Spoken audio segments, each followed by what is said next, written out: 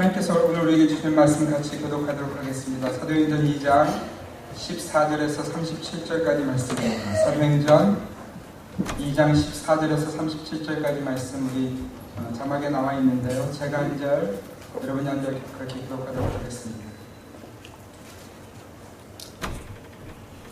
교독합니다. 베드로가 이러한 사도와 함께 서서 소리를 높여 이르되 유대인들과 예루살렘에 사는 모든 사람들아, 이 일을 너희가 알게 할 것이니 내 말에 귀를 기울이라.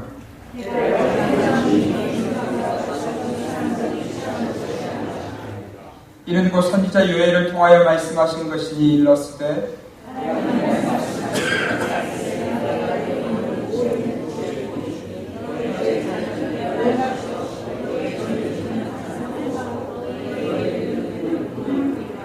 그때 내가 내 영을 내 남종과 여종들에게 부어주리니 그들이 예언할 것이요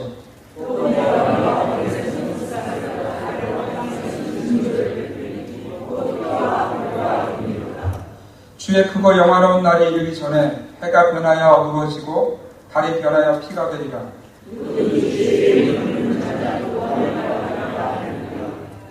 이스라엘 사람들아, 이 말을 들으라. 너희도 아는 바와 같이 하나님께서 나사렛 예수로 큰 권능과 기사와 표적을 너희 가운데서 베푸사 너희 앞에서 그를 증언하셨느니라.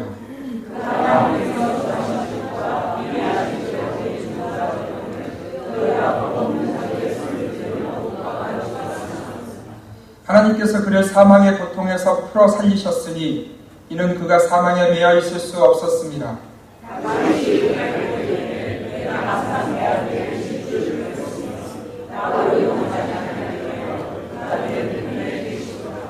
그러므로 내 마음이 기뻐하였고 내 혀도 즐거워하였으며 육체도 희망에 거하리니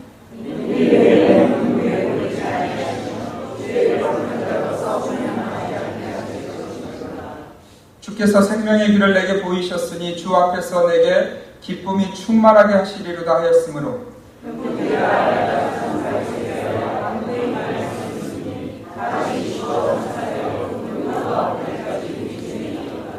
그는 선지자라. 하나님이 이미 맹세하사 그 자손 중에서 한 사람을 그 위에 앉게 하리라 하심을 알고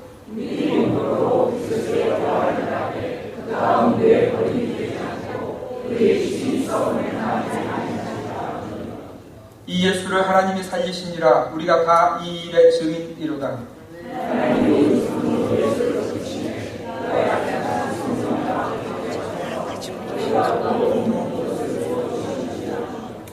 다윗은 하늘에 올라가지 못하였으나 친히 말하여 이르되 주께서 내 주에게 말씀하시기를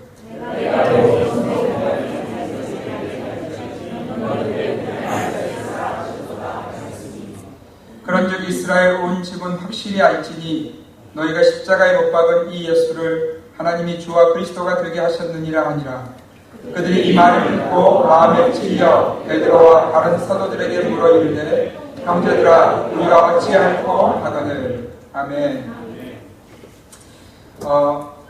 말씀을 시작하기 전에 제가 준비한 영상 하나를 보고 시작하려고 합니다. 제 페이스북에 어떤 분이 올리셨던 영상인데요. 약간 간추려서 여러분들 설교 시간에 이런 영상 보신 적이 없으실 텐데 한번 보도록 하겠습니다. 이제 3년 전부터 공부하기 시작했는데 첫 해는 창조를 가지고 이제 물리학을 하는 한 1년에 갔고 그 다음에 이제 진화론하고 창조론하고 지적 결과에서도 1년에 받고 마지막은 역사랑 맞추자. 그래서 이제 중동지방 역사랑 종교 자료들이랑 맞나 안 맞나. 사실 제가 그런 얘기 있습니다. 돈 모여보고 결혼을 해야 하잖아요. 우리나라는 아직까지 좀 생각이 유하시고. 완전 바뀌었어요. 왜? 그 이스라엘 갔다 오고 나서 바뀐 거죠? 일단 지난 3년간 제가 생각했던 모든 거에 대한 성 문제, 결혼 문제, 연애 문제, 일, 모든 생각이 다 바뀌어서 지나간 모든 내 주장과 모든 내 논리가 그냥 어디 쓰레기통에다 버리고 싶어요. 생각없이 자기가 좀 작아지는 느껴가는지 아시겠어요? 자, 박진영 씨에게 지난 3년간 희망.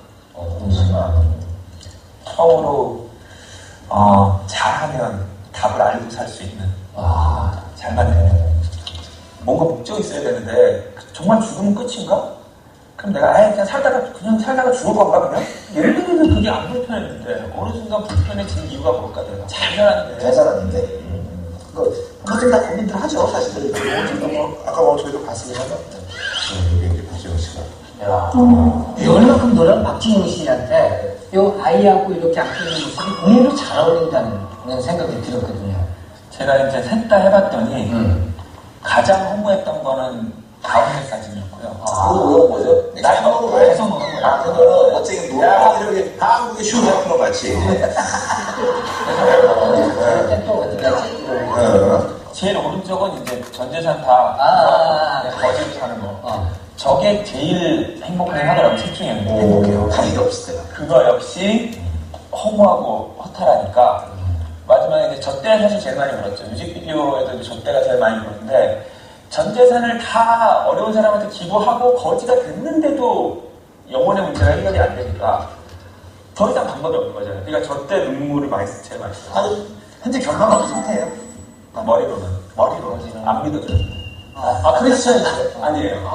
아직도 불교인데 믿어졌으면 나는 무슨 종교인이 딸 텐데 머리로는 알겠는데 안 믿어지니까 너무 괴로운 거죠. 네. 주일 설교 시간에는 잘 볼 수 없는 영상이죠.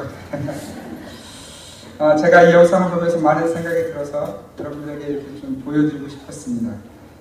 박진영이라는 한 사람의 인생, 사실은 한국 사람들이 선망하는 대상의 그런 삶입니다. 지난 1년 그가 가지고 있는 JYP라는 엔터테인먼트 회사를 통해서 벌어들인 수익이 250억입니다. 그의 삶은 그가 영상에서 고백하고 있는 것처럼 그는 이 땅의 사람들이 누리고 싶어하는 모든 것들을 누려왔고 또 누리고 있고 누릴 수 있는 그런 모든 것을 가진 인생입니다. 그런 그가 얼마 전 한 노래를 발표하면서 그의 인생에 변화가 일어나는 것을 고백하고 있어요. 제목이 이렇습니다. 우리 어르신들 불편할 수도 있는데 나 놀 만큼 놀아봤어. 제목이 이래요. 가사가 이렇습니다. 나 놀 만큼 놀아봤어. 왠지 몰랐어. 뭐 때문에 열심히 살지. 돈을 벌어서 어떻게 써야 하는 건지 둘러보았어. 무엇으로 나를 채울지. 먹고 먹어도 왜 계속 배가 고프지. 난 놀 만큼 놀아봤어. 또 벌 만큼 벌어봤어. 예쁜 여자, 섹시한 여자 함께 즐길 만큼 즐겨봤어. 결국엔 또 허전했어. 언제나 그때뿐이었어. 아침에 술깨 겨우 일어날 때 그 기분이 싫어졌어. 이제 사랑을 하고 싶어. 혼자 집에 오는 길이 싫어. 이제 이런 날 어서 구원해줘. 제발. 꺼지지 않을 음식으로 나를 배불려줘. 안정이 되면 다시 불안해지고 싶고 불안해지면 다시 안정이 되고 싶어. 생각해봤어. 정말 갖고 싶은 게 뭔지. 근데 가져도 왜 계속 배가 고프지? 눈 감을 때 두렵지 않기를. 눈 감을 때 웃을 수 있기를. 내가 어디로 가는지 알면서 내딛는 힘찬 발걸음으로 살기를. Please save me. 이런 가사예요. 아무것도 부족할 것 없는 것 같은 인생이 그의 인생의 허무와 절망을 만난 것입니다. 그러니까 두려워지는 것이죠. 내 인생이 이렇게 많은 것을 누렸고 누리고 있고 누릴 것인데 그런데 그것이 내게 아무 도움이 되지 못한다는 그런 사실 때문에 그 인생이 절망 가운데 빠진 것입니다. 가사 가운데 이런 가사가 있어요. 근데 가져도 왜 계속 배가 고프지? 여러분, 이것이 이 땅을 살아가는 인생들의 결국은 귀결점이라는 것입니다. 그러니까 그의 삶에 그런 절망을 만나니까 그의 삶의 소망에 대한, 진정한 소망에 대한 생각이 일어나기 시작한 것입니다. 그의 가사로 그가 가사로 원하고 있는 것처럼 눈 감을 때 두렵지 않기 위해서, 눈 감을 때 웃기 위해서, 자신의 삶이 어디로 가야 하는지를 알기 위해 몸부림치고 있는 것입니다. 그의 노래의 마지막 가사가 제 마음을 쳤어요. Please save me. 제발 자신을 구원해달라는, 그 절망 가운데 있는 인생의 문제를 누군가 좀 도와달라는 그의 간절한 목소리가 들려서 참 제 마음이 안타까워졌습니다. 그런 그에게 누군가 복음을 전하는 것 같아요. 인생이 누구인지, 또 누가 그 인생을 만들었는지, 그리고 복음 중에 복음인 우리 주님의 십자가가 무엇인지를 누군가가 이 사람에게 전하는 것 같아요. 그 복음을 듣는 그 스스로 그래서 이렇게 고백하죠. 머리로는 알겠는데 안 믿어지니까 더 괴로운 거죠. 사랑하는 성도 여러분, 그런데 저는 이 괴로움을, 이 절망을 은혜의 시작이라고 믿습니다. 오늘 성경은 우리가 읽은 이 본문의 배경에 나오는 성경의 말씀은 이 박진영 씨처럼 인생의 철저한 절망을 만난 사람들을 보여주고 있습니다. 오늘 본문의 배경은 이렇습니다. 신명기 16장 16절에 보면 이스라엘 백성들에게, 특별히 남자들에게 주어진 율법 하나가 있습니다. 이런 말씀이에요. 너희 가운데 모든 남자는 1년에 3번 곧 무교절, 77절, 초막절에 내 하나님 여호와께서 택하신 곳에서 여호와를 배웠대라는 말씀이 있어요. 여러분, 이것이 무슨 말씀이냐면 하나님께서 이스라엘 백성들 가운데 장성한 남자들은 1년에 3번씩은 꼭 성전에 나와서 하나님 앞에 자신이 하나님의 백성인 것을 보여야 된다는 것입니다. 그 중에 첫 번째 절기가 무교절입니다. 이 무교절은 이스라엘 백성들이 애굽의 종됨에서 자유가 된 날인 6월절 다음 날부터 시작해서 일주일간을 무교절이라고 말해요. 이때 나와서 하나님께 예배드리는 것이죠. 두 번째 절기는 77절인데 이것 또한 6월절이라는 최대 명절이 지난 다음에 7주가 지난 다음에 그 다음 날을 지키는 그날이 바로 77절이라는 것입니다. 그래서 49일이 지났다 그래서 7 곱하기 7 그래서 77절 이렇게 부릅니다. 또 마지막 초막절은 이스라엘의 가을의 그 추수기에 이스라엘 백성들이 자신의 집에서 나와서 그 초막을 광야 한가운데 짓는 것입니다. 자신이 살 수 있는 좋은 집이 있음에도 불구하고 초막을 지으면서 그들이 무엇을 생각하냐면 우리가 원래 이렇게 좋은 집에 살았던 자들이 아니라 하나님이 우리를 인도해 주시면서 우리가 걸어왔던 것은 그 광야다. 그 광야에 우리가 초막을 짓고 살았었다 하는 것을 기억하기 위해서 이 초막절을 지켰다는 것입니다. 이 세 절기를 지켜야 이스라엘 백성들 중에 남자로 인정을 받는 것이에요. 그래서 이 세 절기가 다가오면 그가 어디에 살든지 무슨 일이 있든지 그는 하나님의 성전에 나와서 하나님, 내가 하나님의 백성입니다라는 것을 고백하는 것이죠.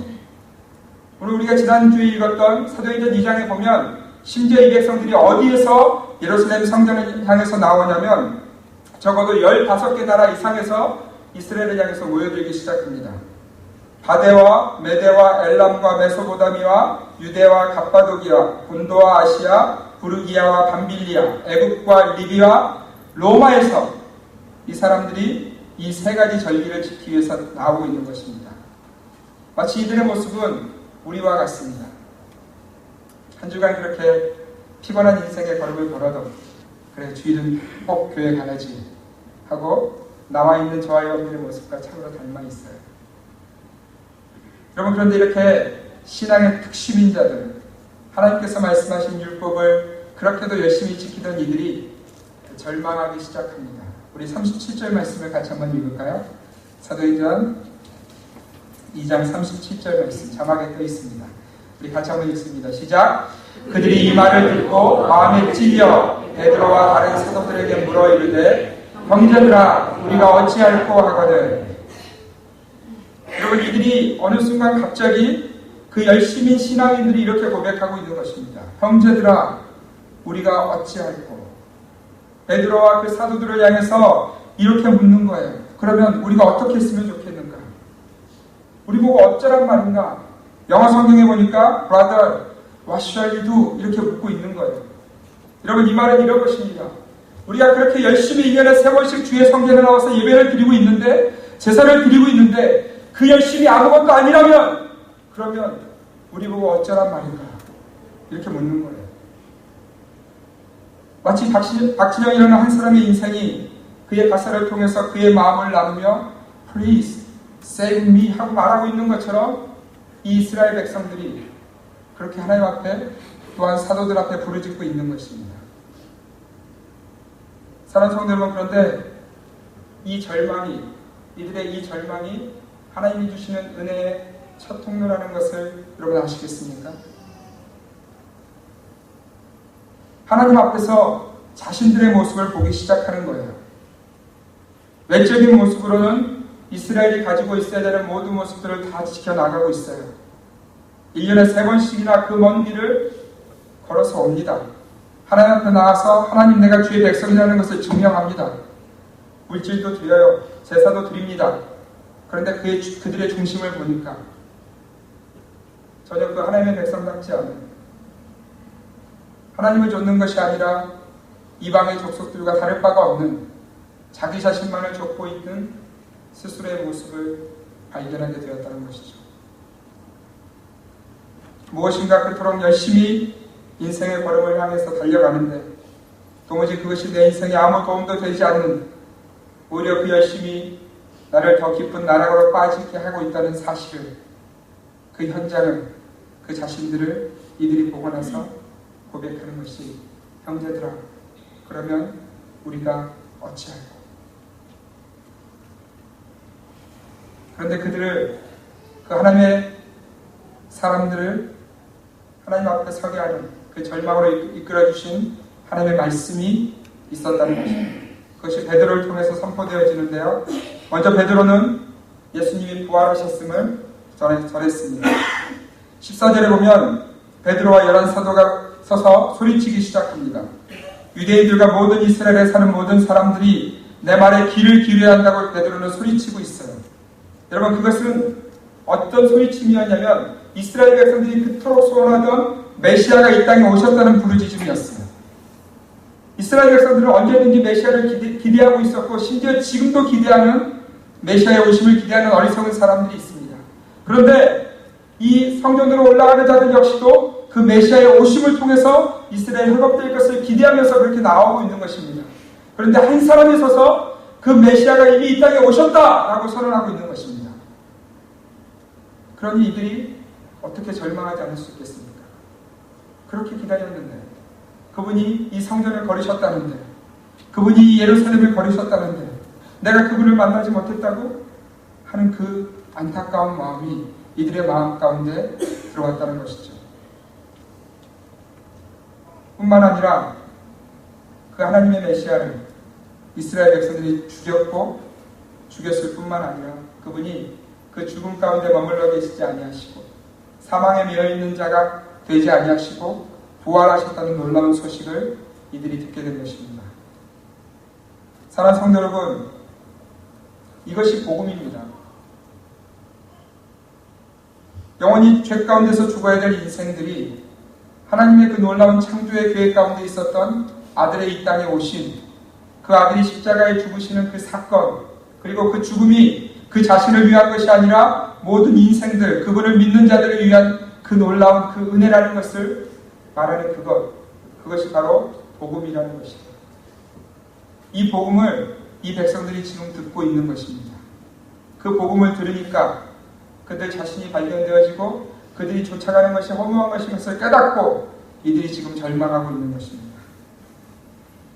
여러분, 부활의 소식이 어떻게 복음이 될 수 있을까요? 부활의 소식은 놀라운 복음입니다. 왜냐하면 우리 모두가 죽음이라는 도무지 건널 수 없는 강 앞에 서 있기 때문에 그렇습니다. 연세가 아무리 많아도, 나이가 아무리 어려도 그 인생은 결국은 그 죽음을 향해서 나아가는 것입니다. 사형수만 죽을 날 받아놓고 기다리는 인생이 아니고요. 우리 모두가 사실은 죽을 날 받아놓고 살아가는 사형수라는 것을 여러분 아십니까? 장소만 다른 거예요.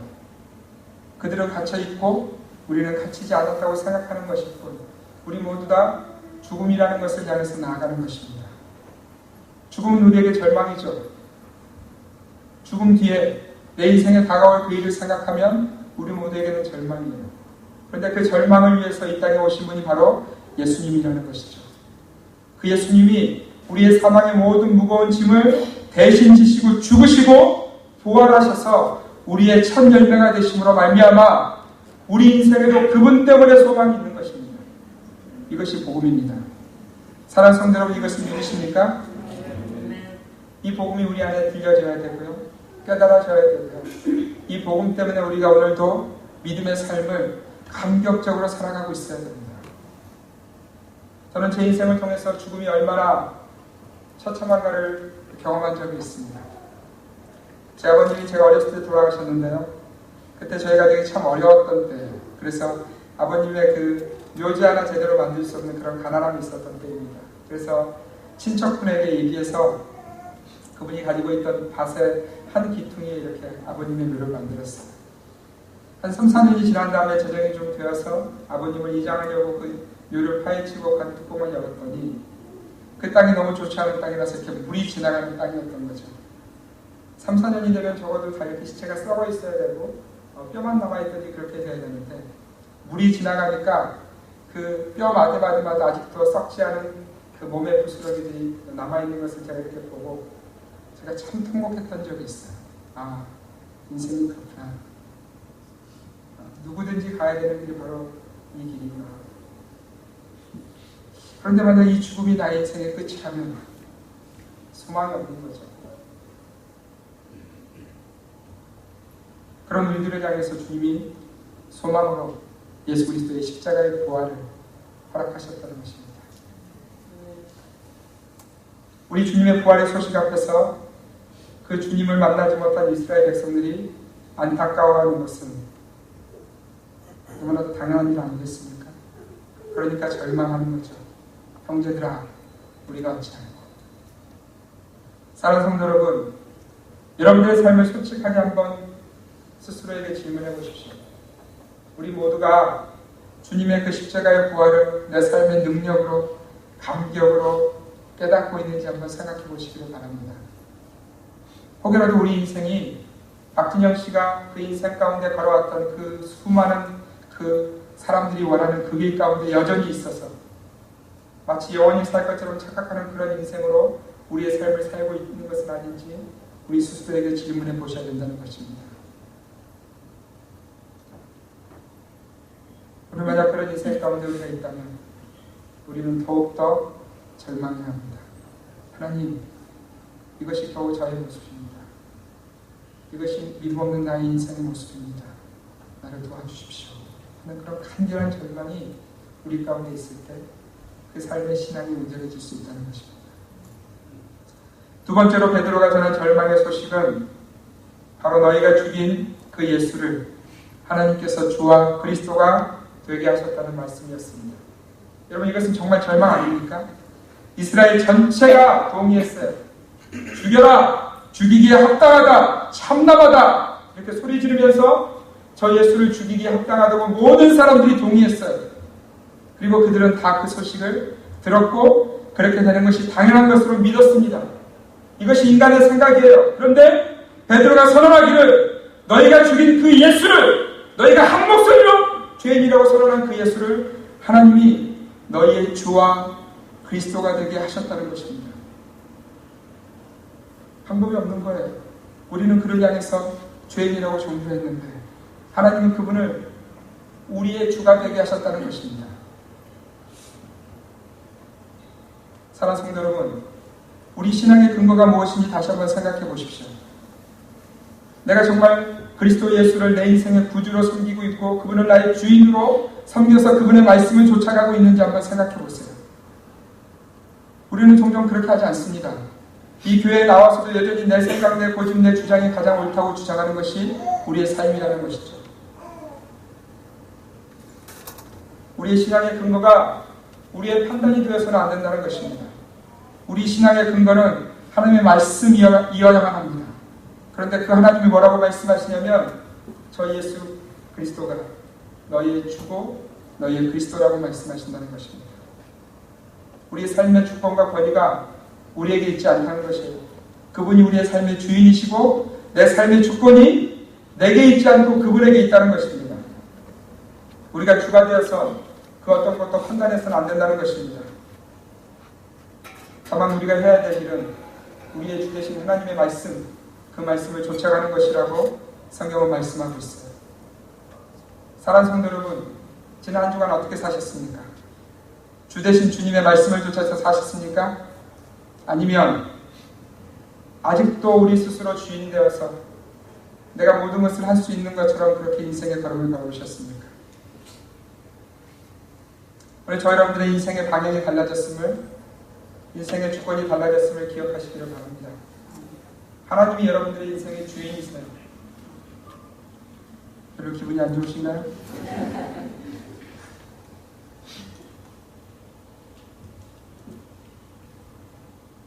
자녀들의 모습이 그런 것 같아요.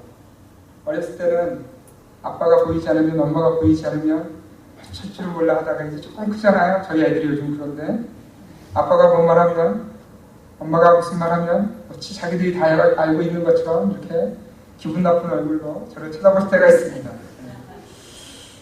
저는 우리들의 신앙이 혹시 그렇지 않은지, 하나님 내 인생에 오직 주님 있으면 되겠습니다라고 말하던 그 첫사랑의 모습은 다 잊어버리고 이제는 익숙해지고 굳어져서 어느 순간 내가 다 판단하고 있는, 하나님 조금 어려운데요, 기다리세요, 뭐 이렇게 우리가 그러고 있는 건 아닌지 우리가 돌아봤으면 좋겠습니다. 하나님이 예수를 우리의 주와 그리스도가 되게 하셨습니다. 참된 신앙인은 바로 이것을 진심으로, 전심으로 고백하는 자입니다. 오늘 이 고백이 저와 여러분의 삶 가운데 있기를 주님의 이름으로 축원드립니다. 여러분, 베드로가 오늘 말씀을 통해서 두 가지를 말씀하고 있어요. 첫 번째는 예수님의 부활의 소식을 전합니다. 두 번째는 하나님께서 그 예수를 주와 그리스도가 되게 하셨다는 것을 전합니다. 이것이 복음입니다. 이것이 복음입니다. 여러분들의 중심에 다른 것 새기지 말고 이 두 가지를 새겨주시오. 예수님 부활하셨군요. 예수님 나의 주와 그리스도가 되시는군요. 이것을 우리가 복음으로 우리 인생에 새겨야 된다는 것입니다. 여러분, 이 소식을 들은 이스라엘 백성들이 지금 절망할 수밖에 없는 거죠. 절망하는 겁니다. 그 놀라운 하나님의 계획을 자신의 손으로 죽인 것 때문에 절망할 수밖에 없는 거예요. 돌이킬 수 없는 거죠. 소망이 없는 겁니다. 그러니까 형제들아, 우리가 어찌할꼬 이렇게 고백하는 게 당연하다는 것입니다. 우리 모두가 그 주님 앞에서 이런 절망으로 나아가야만 한다는 것입니다. 내 스스로 무엇인가를 결정하고 내가 주인 되어서 사는 인생이 되어서는 안 된다는 것이죠. 신앙은 그저 무엇인가 더듬다가 하나 붙들어서 그거 붙들고 살아가는 것이 아닙니다. 여러분, 오래된 기독교 유머 가운데 이런 유머가 하나 있습니다. 등산을 너무 좋아하는 한 그리스도인이 있었어요. 그런데 문제는 그가 등산을 할 수 있는 날이 주일밖에 없다는 겁니다. 그래서 어느 날 하루는 주일 아침에 결정했습니다. 오늘은 교회 안 가고 등산을 가리라, 이렇게 결정을 내렸어요. 주일 아침에 아주 상쾌하게 등산을 시작했습니다. 그날은 아주 긴 산을, 큰 산을 하나 정해서 오늘은 내가 그 소원 다 풀리라고 그 등산을 시작했어요. 한참을 등산하는데 이제 그 해가 뉘엿뉘엿 지기 시작해서 돌아오는 과정 가운데 있었는데 아주 깜깜한 밤이 되어버린 것입니다. 아무것도 보이지 않으니까 그 칠흑 같은 밤을 걷다가 바로 헛디뎌서 낭떠러지를 한참 굴러 떨어졌어요. 한참을 굴러 떨어지다가 간신히 뭐 하나를 딱 잡았는데 나뭇가지를 붙은 것입니다. 그런데 시간이 가면 어떻게 되죠? 팔에 힘이 빠지죠. 팔에 힘이 빠지면 이제 그때서야 그리스도인들은 뭐 하기 시작하죠? 그때서야 이제 기도하기 시작하는 거죠. 그래서 이분이 기도하기 시작했어요. 하나님, 제가 잘못했습니다. 제가 주일날 이렇게 등산을 한 거 너무 잘못했습니다. 만약에 저에게 한 번만 더 기회를 주시면 다시는 주일 빠지지 않겠습니다. 이렇게 기도하기 시작한 거죠. 정말 간절하게 기도하니까 하나님이 음성으로 그에게 들려주셨어요. 내가 너의 간절한 기도와 결단을 잘 들었다. 그럼 이제 네가 내가 말한 대로 순종하겠느냐? 여러분, 팔에 힘이 빠지잖아요. 네! 이렇게 대답했죠. 주님이 갑자기 이렇게 말씀하시는 겁니다. 그 잡고 있는 나무 뿌리를 놓아라. 여러분 같으면 놓으시겠어요? 어떻게 하시겠어요? 그걸 붙들고 한참을 고민하다가 이분이 이렇게 소리 내기 시작했어요. 거기 다른 분 안 계세요?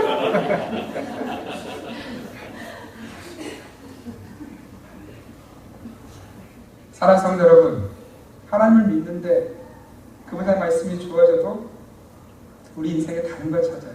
왜냐하면 내 생각, 내 판단, 내 경험, 내 고집, 내 지식, 이런 게 우리를 가득 채워서 그분의 말씀이 들어올 틈이 없어요. 그분이 심지어 그렇게 놀랍게 우리에게 말씀하셔도 듣지 않아요. 그래서 우리가 그렇게 종종 부르짖죠. 거기 다른 분 안 계세요?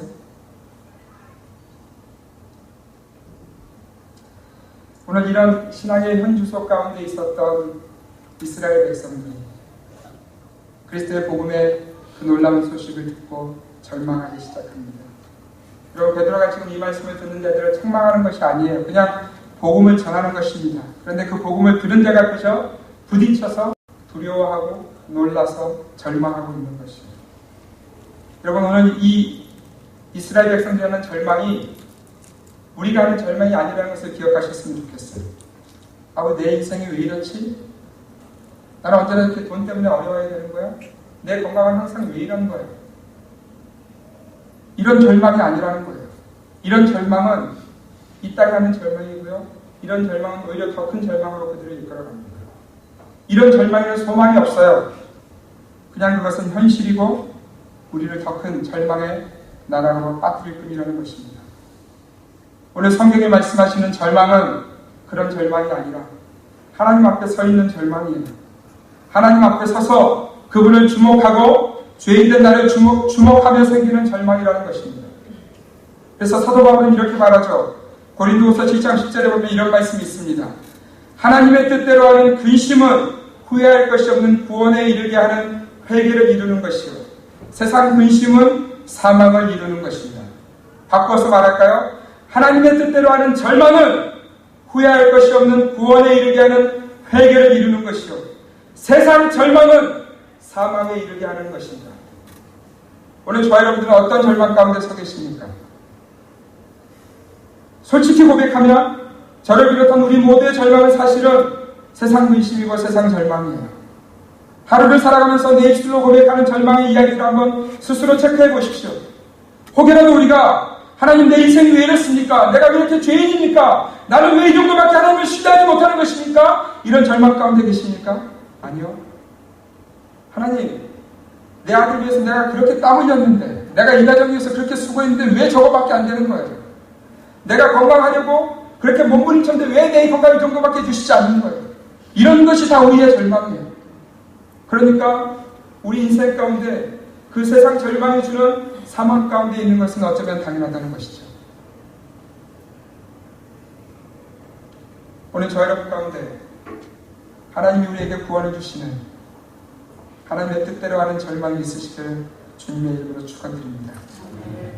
사랑하는 성도 여러분, 오늘 이 예루살렘 성전으로 나아가던 이 열심히 있는 이스라엘 백성들이 오늘 그들의 심령 가운데 십자가의 복음의 이야기들을 듣고 그들이 절망했어요. 그런데 성경은 그것을 절망의 공동체, 망한 공동체 그렇게 이야기하지 않습니다. 오늘 이 절망한 자들을 통해서 다음 주에 여러분들이 듣게 되실 건데 하나님의 교회가 이루어져요. 하나님의 교회가 세워집니다. 그렇다면 오늘 우리 교회가 정말 온전히 서 있으려면 오늘 우리에게도 이 절망이 있어야 돼요. 하나님, 주님만이 우리의 주가 되시고 주님만이 우리의 능력이 되신다는 그런 간절한 통함과 절망이 우리 가운데 있을 때 우리 교회가 하나님이 사랑하셨던 초대교회 같은 교회가 될 것이라고 말씀해 주시는 것입니다. 뿐만 아니라 하나님이 그토록 사랑하셔서 그들 한 사람 한 사람에게 놀라운 기적을 보여주셨던 그 초대교회의 성도들의 삶이 우리의 삶이 될 수 있다는 것입니다. 그러면 오늘 이 절망이 우리에게 사모가 되어야 되지 않겠습니까? 하나님, 나도 이 절망 가운데 있게 하십시오. 내 마음이 굳어지고 딱딱해져서 이 하나님의 말씀 앞에서도 반응하지 못하는데 하나님, 내 마음 녹여주셔서 이 말씀대로 살아갈 수 있는, 이 말씀 앞에 나를 드릴 수 있는 온전한 절망을 가진 인생의 제가 되기를 소원합니다라는 그런 간절한 기도가 우리 공동체 가운데, 여러분들의 삶 가운데 있으셔야 된다는 거예요. 사랑하는 성도 여러분, 저는 우리 올랜도 제2장로교회가 이런 절망의 공동체가 되기를 소원합니다. 주일 예배마다, 수요일 예배 때마다, 새벽 예배 때마다, 토요 새벽 예배 때마다, 또 우리 성도들이 펴져서 살아가고 있는 그 가정의 기도의 장소마다, 또 비즈니스와 직장에서 기도할 때마다 이 절망의 목소리, 하나님만이 우리의 주인이십니다라는 그 간절한 절망의 목소리가 선포되어질 때 하나님이 그곳에 주인 되셔서 여러분들의 삶에 놀라운 은혜를 부어주신다는 것입니다. 여러분 믿으십니까? 그 절망의 은혜가 만난 사람이, 그 절망의 은혜를 만난 사람이 변화의 과정을 걷게 됩니다. 제가 오늘 말씀을 박진영 씨의 얘기로 시작했습니다. 그가 요즘 이렇게 포커스가 되고 있는데 제가 기사를 통해서 이런 기사를 읽었어요. 9월 14일 방송된 MBC 휴먼 다큐 사람이 좋다에 나온 박진영은 자신의 회사 경영에 대한 생각을 밝혔다. 이날 박진영은 JYP 엔터테인먼트는 전 직원이 여자가 나오는 어떠한 술집에도 못 가게 돼 있다는 이야기를 나눴다는 거예요. 이 회사 방침에 대해서 해서 임원들이 들고 일어났어요. 아니 그럼 우리 보고 어떻게 일을 하는 겁니까? 이런 반문이 들어왔다는 거죠. 그때 박정희 씨가 이렇게 말했다는 거죠. 회사가 망해도 좋다. 출입하는 순간 회사를 떠날 생각을 해라. 세상의 사람들은 그것을 어떻게 판단했냐면 소신 있다 이렇게 판단했어요. 여러분 그런데 저는 다른 눈으로 봤어요. 그의 인생 가운데 아직은 희미하고 안 믿어지지만 그의 머릿속에 어느 날 들어오신 예수 그리스도, 그의 인생의 삶의 모든 그 과정들이 쓰레기통으로 던져버릴 만큼, 던져버리고 싶은 만큼 그렇게 안타깝게 느껴지는 그 인생의 전 과정들을 다 버리고 이제는 예수 그리스도라는 분이 그의 머릿속에 들어오니까 그의 삶에서 변화가 일어나기 시작한다는 거죠. 여러분 세상의 법칙으로 하면 이렇게 하면 회사는 망하는 것입니다. 그죠? 그런데 그가 이렇게 결단하는 거예요. 망해도 좋다. 망해도 좋다. 여러분 사실 초대교회 사람들은, 사도들은 예수 때문에 망한 사람들이라는 것을 기억하십니까? 사도 요한 외에는 한 사람도 그들의 삶이 평안하게 죽은 사람이 없어요. 순교함을 당합니다. 예수 때문에 망한 거예요. 우리가 다음 주에 보겠지만 이 공동체 안에 있어서 자기의 돈을 자기의 돈이라고 하지 않아요. 내 돈을 어느 날 들고 있었는데 내가 이렇게 보니까 저 사람이 필요한 것 같아요. 성령께서 그 마음을 주시니까 그 돈이 저 사람에게 가 있는 거예요. 망하는 거잖아요. 세상으로 보면. 망하는 거 아닙니까? 망하는 거죠. 우리는 그런 꿈이 꾸어졌으면 좋겠습니다. 예수 때문에 제대로 망한 인생 한번 해보자.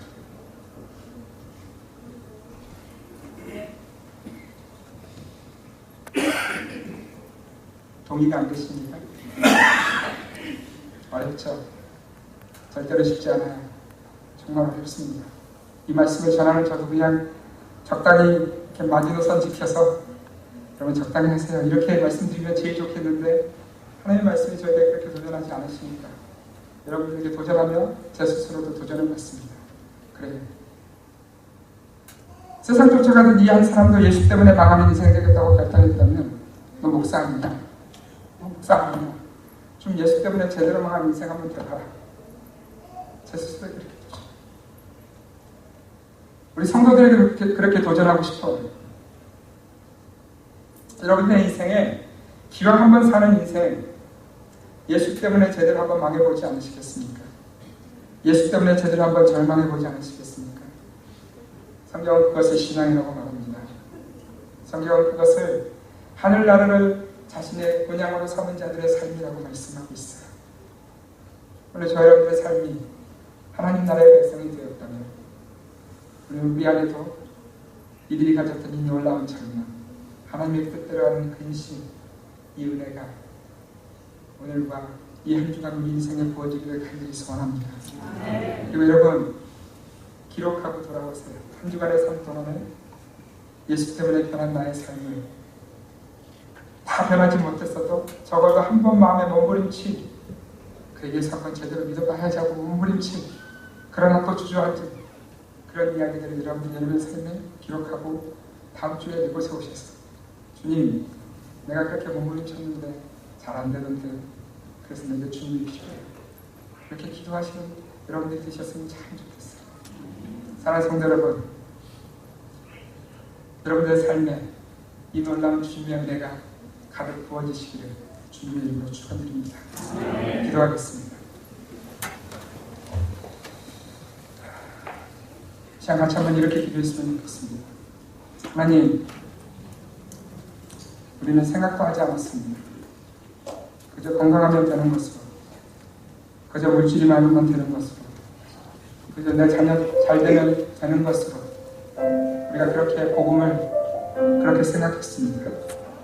오늘 우리가 복음을 다시 듣습니다. 십자가의 은혜를 다시 듣습니다. 우리도 오늘 이 하나님의 사람들처럼 주여 우리가 어찌하고 고백할 수 있는 마음의 절망을 허락하여 주시옵소서. 우리 같이 한번 간절히 기도하도록 하겠습니다. 살아계신 아버지 하나님 감사합니다. 부족한 자들, 연약한 자들을 다시 한번 이 주의 전에 불러주시고 이 놀라운 하나님의 말씀, 우리가 도무지 따라갈 수 없는 하나님의 백성들의 모습을 보여주시니 감사합니다. 성령님, 우리를 아시지 않습니까? 우리를 도무지 감당할 수 없습니다. 하나님 아버지, 아버지 하나님, 이 놀라운 은혜를 우리는 누릴 수 없는 자들입니다. 그러나 주님, 간절히 소원하옵기는 우리 안에도 이 절망을 부어주시고 성령의 역사와 은혜 가운데서, 하나님의 도우심 가운데서 아버지 하나님, 이 놀라운 백성들의 삶이 우리의 삶이 될 수 있도록 인도하여 주시옵소서. 성령님 도와주시기를 합니다. 우리 성도들 삶에 주의 은혜를 부어주시고 날마다 하나님의 뜻대로 하는 절망 가운데 있는 삶이 되게 도와주시며 하나님의 은혜가 이들의 삶을 넘어갈 수 있도록 주여 도와주시옵소서. 형제들아, 우리가 어찌 않고 주여 우리 안에 이 놀라운 절망이 있기를 소원합니다. 주님의 은혜가 우리 성도들의 삶을 덮어주시고 한 주간 이 은혜로 삶을 살아가는 우리 모두가 되어줄 수 있도록 주여 도와주시옵소서. 하나님, 우리에게 은혜가 필요합니다. 하나님, 우리에게 은혜가 필요합니다. 우리가 다시 복음 앞에 서게 도와주시고 그 복음을 쫓아가는 믿음의 사람들을 우리 모두 해낼 수 있도록 도와주시옵소서. 아버지 하나님, 은혜를 베풀어 주시옵소서. 성령이여 주장하여 주시옵소서. 성령이여 역사하여 주시옵소서. 주님만이 우리를 그렇게 인도하실 수 있습니다. 주님만이 나의 인생에 온전한 구원의 이름을 외게 주실 수 있습니다. 하나님 아버지 도와주시옵소서. 성령님 기름 부어주실 것을 믿습니다. 이 모든 말씀은 예수님의 이름으로 기도드렸습니다. 아멘. 우리 다같이 자리에서 일어나시겠습니다. 우리 새로운 찬양으로 우리가 찬양했으면 좋겠는데요, 가사가 이렇습니다. 많은 이들